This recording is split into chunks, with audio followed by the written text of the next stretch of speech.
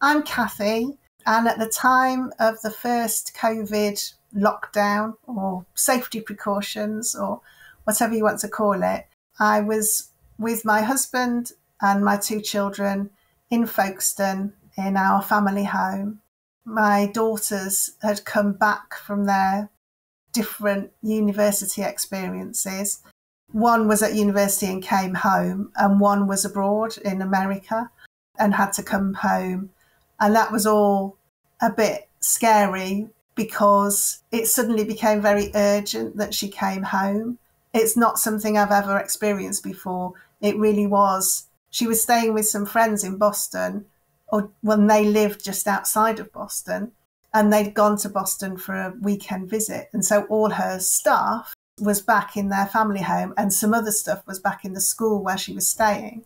But we just, that weekend, with the flights starting to close down, we just had to say, get your friends to take you to the airport and just get on the first plane that you can in the clothes that you've got with you, which she duly did, and managed to get home before they really sort of started stopping all the flights. So we were really lucky that all four of us were together, and I was so relieved about that. It would have been such a different experience if my daughter had got marooned in the States, or even my other daughter had stayed at her university and not come home.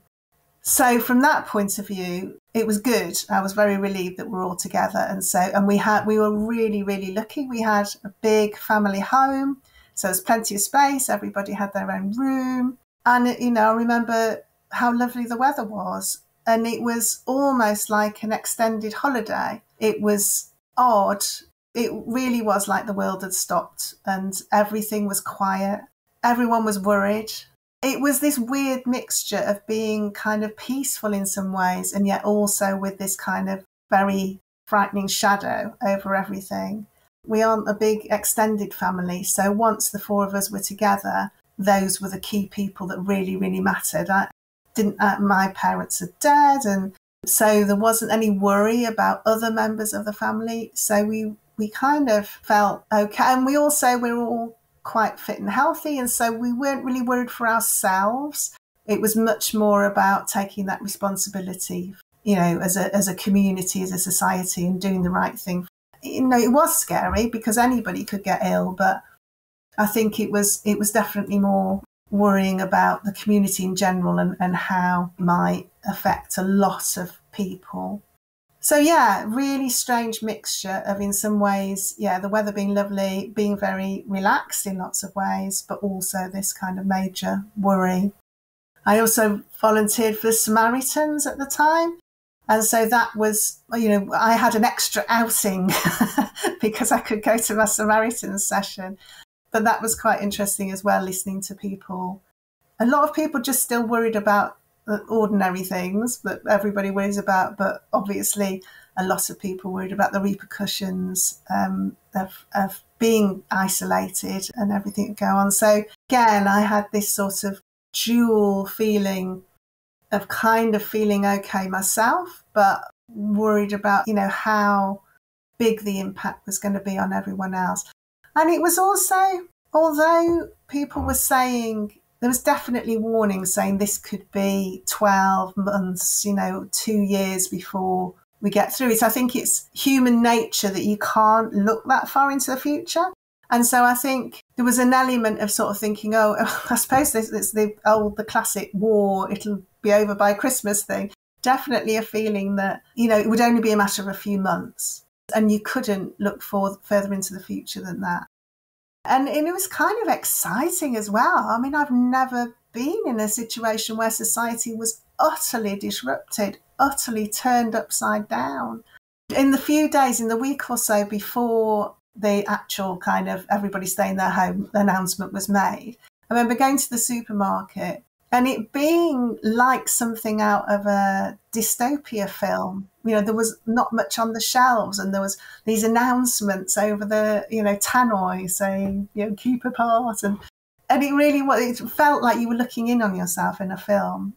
And and the repercussions of it all, no way could anybody know really how it was going to affect anyone. You had to be sort of in the moment. as the months went on that summer, my husband didn't get any work, and so we actually brought forward a decision that we'd been thinking about doing anyway, to move out of Folkestone. So we focused a lot on selling the house and moving and where we were going to move to. So we were kind of distracted, but again, kind of thinking that it would all be okay. My daughter was supposed to be going back to university in the autumn, and thinking it would all be normal. And I think that was the difficult thing at that stage, is that you kind of thought by the autumn things would be getting back to normal, and it didn't get anywhere near normal. It got less and less normal, more and more difficult, more and more complicated, harder and harder to know what the right thing to do was, harder and harder to kind of pick your way through the scientific advice or the government advice for what it was worth.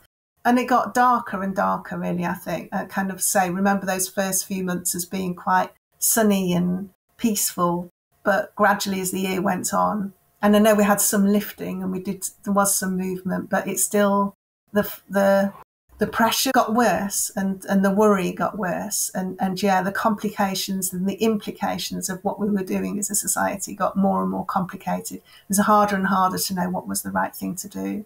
As a family, our lives changed a lot over the next couple of years, but those are the things I remember from those first few months.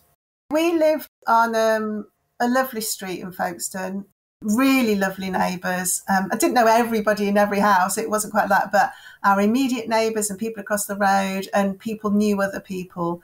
And, we weren't in and out of each other's houses all the time. It wasn't like that. But once that, kind of social isolation practice hit, people got in touch with each other through WhatsApp primarily and started a street group. It was kind of, some people knew some people, and then some people knew someone else. And I think in the end, we did have every house in the street involved in it, to make sure that nobody was sort of struggling, or if anybody needed any help, and also just for a bit of fun, to be honest, as well. So it was a practical thing about making sure that people got shopping or help. But yeah, we also ended up doing some online quizzes and communicating quite a lot that way. One of the people who lived on the street was an emergency worker, and so we kind of, I hope we helped her when she kind of was struggling. That was a very positive thing, really. As I say, we'd been a bit of a community already, but that solidified it.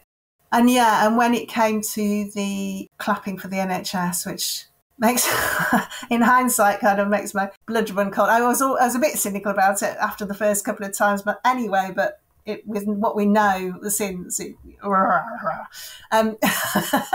anyway, we did all go out. We made a lot of noise, and in fact, some of the youngsters started making some music together. And so they would stand far enough apart, but somebody would play guitar and someone would sing, and just kind of made those Thursday evenings, wasn't it, an opportunity to just do something a little bit that took us out of our daily routine, which was a bit boring. I think we did it for ourselves. Certainly in the end, we were doing it as our kind of weekly entertainment. And also, as I say, we did have at least one person who wasn't an NHS worker. It was kind of personal to her as well. The mishandling of everything, and whether it was necessary or not, I can't answer that question. At the time, my instinct was, yes, we need to do this. Certainly in the short term. As time went on, I certainly really worried about children, but then it was also seemed really unfair that they were the ones most likely to get ill. I don't know how anyone can make a definitive judgment about what was right or wrong in that period, given how little we knew about stuff. And the only thing you can say that was wrong is that there wasn't enough preparation and there wasn't enough focus. What worries me is that everyone's gone back to normal. It took a long time. I think it certainly took a long time for me to sort of get back into just normally socialising. I would say I'm really only just in the situation where I go out and socialise as I did pre-lockdown. And so it's taken a long time for that. And I still occasionally kind of look around a situation I'm in and think, oh, I don't know. There's a lot of people here in this very enclosed space. So that's kind of so embedded now. But it just really worries me that something else is going to come along. It sort of feels inevitable with the differences in our climate and the way human beings and animals interact. It just seems inevitable that something else is going to come along. And I just have this horrible, horrible feeling that no one will be prepared for that either.